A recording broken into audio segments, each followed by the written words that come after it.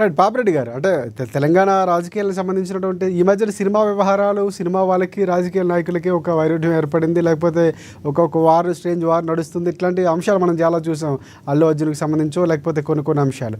కానీ గతంలో కేటీఆర్పై కూడా కొన్ని విమర్శలు వచ్చాయి. అంటే ఎక్కడ చూసినా ఇందాక మనం మాట్లాడుకున్నట్టే ముడి ఉంటున్నటువంటి పరిస్థితి. అంటే రామ్మోహన్ రావు గారు చెప్పినట్టు ఎక్కడ సినిమా వాళ్ళకి సంబంధించినటువంటి అంశాలు పూర్తిగా లేవు. కానీ మొన్న కేటీఆర్ అంశం మాత్రం కొంతవరకు తీసే ప్రయత్నం ఇప్పుడు ముఖ్యమంత్రిగా ఉన్న రేవంత్ రెడ్డి కానీ చాలామంది విమర్శించినటువంటి పరిస్థితి కూడా మనం చూసాం. ఇప్పుడు రాజశేఖర్ గారు చెప్పారు, అది ఇప్పుడు నేను చెప్పిన తర్వాత ఆయన కూడా కంటిన్యూ చేశాను, నేను మళ్ళీ ఫర్దర్ కంటిన్యూ చేస్తాను.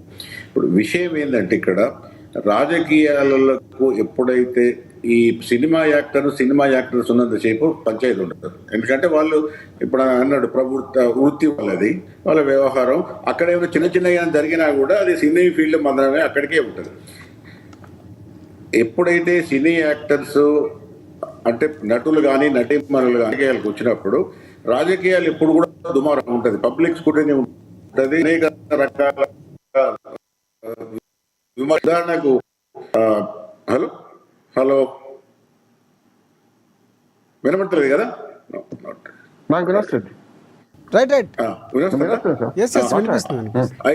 ఓకే.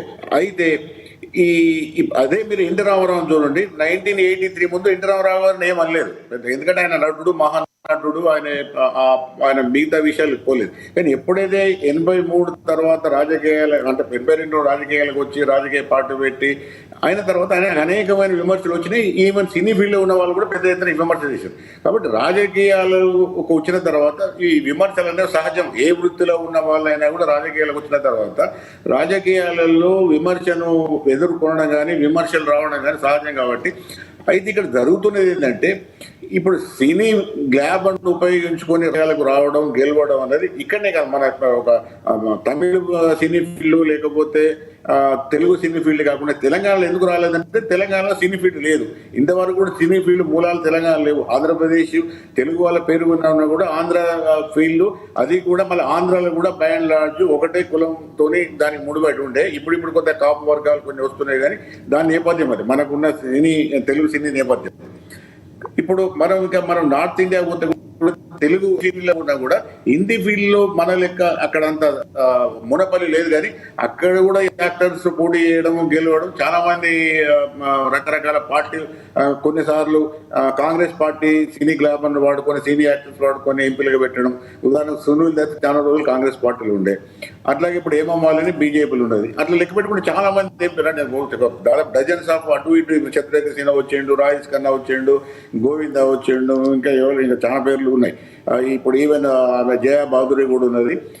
ఈవెన్ మన జయప్రద కూడా రాజకీయాలకు అక్కడ హిందీ రాజకీయాలకు పోయింది, అక్కడ పోయి ఎంపీ అయింది. మన అమితాబ్ బచ్చన్ కానీ జయా బచ్చన్ కానీ చాలా మంది. ఎందుకు అవుతుందంటే, ఎప్పుడు కూడా ఈ ఎలక్షన్లలో ఓట్లు రావాలి కాబట్టి సహజంగానే సినీ ఫీల్డ్లో ఉన్న గ్లామరు, అలా సినీ యాక్టర్స్ కానీ యాక్టర్స్ కానీ పాపులర్గా ఉన్న వాళ్ళ యొక్క గ్లామర్ బాగా ఉంటుంది.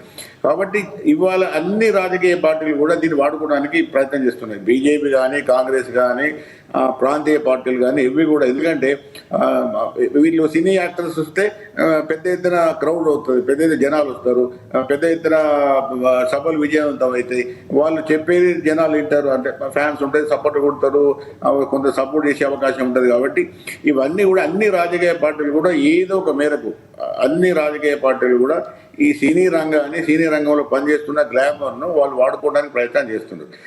ఇప్పుడు తమిళనాడులో ఇది ఎందుకు వస్తున్నదంటే, ఇప్పుడు రేపు డిఎంకే బేసు ఇప్పుడైతే కొత్తగా పార్టీ పెట్టే సురేష్ వాళ్ళు ఏమైనా దెబ్బ కొడతారా? ఇప్పుడు ఎందుకు డిఎంకే వాళ్ళు ఉరికి పడుతున్నారంటే, సమస్య ఏంటంటే 26లో నెక్స్ట్ ఇయర్ ఎలక్షన్స్ ఉన్నది. ఇప్పుడు ఆయన పెట్టిన ఏజెండా ఏంటంటే కొంత డిఎంకే ఏజెండాకు దగ్గరగా ఉన్నది. అంటే డిఎంకే ఒకవేళ ఏమైనా నష్టం చేస్తాడా, డిఎంకే నుంచి ఏమైనా పెద్ద ఎత్తున ఓట్లు చీల్చే అవకాశం ఉన్నదా అంటే కొంత. ఇప్పుడు ఎందుకంటే ఇప్పుడు కూడా డిఎంకే నెక్ టు నెక్ ఉంటుంది, ఒకసారి ఇది వస్తుంది ఒకసారి అది వస్తుంది. కాబట్టి మా అవకాశాలు ఏమైనా దెబ్బతినే ఉన్నదా, లేకపోతే ఈ పార్టీ పెట్టడం వల్ల మాకే నష్టం ఉన్నది జరుగుతుంది. కాబట్టి ఆ మంత్రి పన్నీర్ సెల్వం ఆ విధంగా స్టేట్మెంట్ ఇచ్చింది. లేకపోతే ఈయనకు అంత ప్రజా పలుకుబడి లేకుండా ఈయన పార్టీ బాగా లేదు అనుకుంటే వాళ్ళు కామెంట్ చేయరు.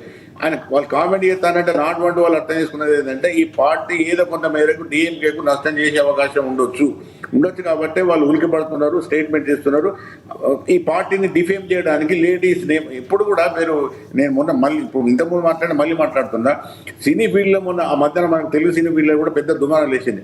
క్యాస్ట్ కౌచింగ్లో వాళ్ళు సినీ యాక్టర్స్ సినీ తారలు వచ్చేంత అన్యాయంగా జరిగిందని టీవీలో చెప్పుకున్నారు.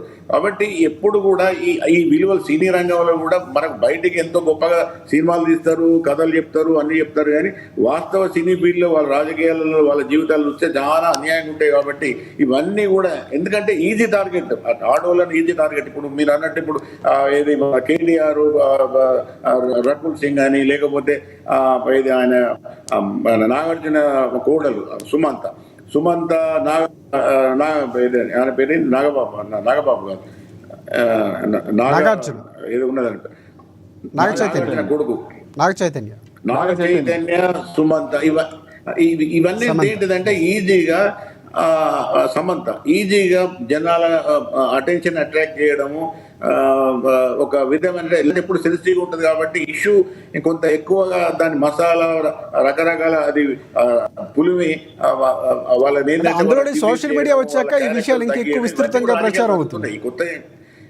ఈ కొత్తగా ఏం కాదు, ఇవి భవిష్యత్తులో కూడా జరిగే అవకాశం ఉన్నది. కాబట్టి మొత్తం మాసండలు అనుకునేది ఏంటంటే సినీ ఫీల్డ్లో కూడా ఆ మహిళలకు సరైన స్థానం ఇవ్వాలి, గౌరవం ఇవ్వాలి, మహిళలను ఒక వస్తువుగా. పాపిరెడ్డి గారు ఇంకొక అంశం అంటే ప్రధానంగా అంటే ఇద్దరు హీరోయిన్లు టార్గెట్ చేస్తూ పార్టీ పేరుని అలాగే అక్కడ సభలోనే చెప్పించడం అనేది ఒక రకంగా మీరు మాట్లాడుతున్న దాని ప్రకారం చూసుకుంటే 2026లో ప్రత్యామ్నాయం దాదాపుగా అక్కడ స్టాలిన్ పార్టీ కనిపించడం లేదు. అంటే మీరు అన్నట్టు భావాల దగ్గరగా ఉండటం, సిద్ధాంతాల దగ్గరగా ఉండటం, తర్వాత విజయమ్మకు పోటీ అనేది ఒక బహిరంగంగా చెప్పకనే ఒప్పుకున్నట్టు ఇక్కడ చేసిన వ్యాఖ్యలు ఉన్నాయి అనుకోవచ్చు మనం. ఎందుకంటే ప్రధానంగా పార్టీ అన్నాడీఎంకే పార్టీ కూడా అక్కడ అంత బలంగా లేనటువంటి పరిస్థితి, బీజేపీ పార్టీ ఎలియన్స్తో ఉంది. కాబట్టి అక్కడ ఉన్నటువంటి ఏదైతే ప్రధానంగా మూల స్తంభం అనేది కేంద్ర పార్టీలకి పెద్దగా ప్రాధాన్యత ఉండాలి, ప్రాంతీయ పార్టీలకు. కాబట్టి విజయ్కి మళ్ళీ ఆ స్థాయిలో అక్కడ ప్రజాదరణ వస్తుందన్నటువంటి నేపథ్యంలో విమర్శలు చేస్తారనుకోవచ్చు. అంటే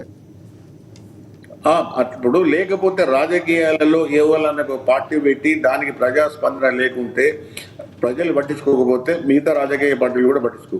ఒకవేళ ఆ పెట్టిన పార్టీకి ప్రజాస్పందన బాగా ఉండి ప్రజలలో మద్దతు పెరిగి ప్రజలు ఒకవేళ ఆ పార్టీ గురించి మాట్లాడితే మాత్రం అప్పటికే ఉన్న పార్టీలన్నీ ఉలికి పడతాయి, దాని మీద దండయాత్ర వేస్తే రేపు ఏఐటీపై కూడా ఈ పార్టీని విమర్శించవచ్చు. ఎందుకంటే దీని యొక్క ప్రాముఖ్యత, ప్రాచుర్యము, దీని విలువ పెరిగిన కొద్దీ మిగతా రాజకీయ పార్టీలన్నీ కూడా ఈ పార్టీని విమర్శించే అవకాశం ఉంటుంది. కాబట్టి బహుశా 26లో ఆయన పార్టీకి గెలుస్తుందా, అది ఒకవేళ పార్టీ గెలవకున్నా కూడా ఆయన బాగా ఓట్లు వస్తే డిఎంకే పార్టీ దెబ్బతింటుందా, ఏఐటీఎంకే పార్టీ అంటే అది ఎలక్షన్ తర్వాత తెలుస్తుంది, మనకి ఇప్పుడు తెలియదు. కానీ ఒకటి మాత్రం ఏంటంటే ఎందుకు లేడీస్ అంటే ఈ తారల పేరు, స్త్రీల పేరు ఎందుకు వాడతారంటే తొందరగా డిఫేమ్ చేయడానికి, తొందరగా ఒక పార్టీని కానీ మనిషిని కానీ ఒక వ్యవస్థని కానీ దిగజార్చడంలో స్త్రీల పేరును ఎక్కువ వాడినప్పుడు అది కొంత సమాజంలో ఉన్న విలువలో లేకపోతే సమాజంలో ఉన్న ఆలోచనలో ఏదో కానీ తొందరగా దానికి కొంత అది స్పందన వచ్చే అవకాశం ఉంటుంది. కాబట్టి ఆ పన్నీర్ సెల్వం అనే ఆయన ఇప్పుడు విజయన్ను ఆయన పార్టీ పెట్టిన అటాక్ చేయొచ్చు, కానీ ఆ హీరోయిన్లను అటాక్ చేయాల్సిన అవసరం లేదు. కానీ ఎందుకంటే ఇదంతా ఏంటంటే ఒకటంటే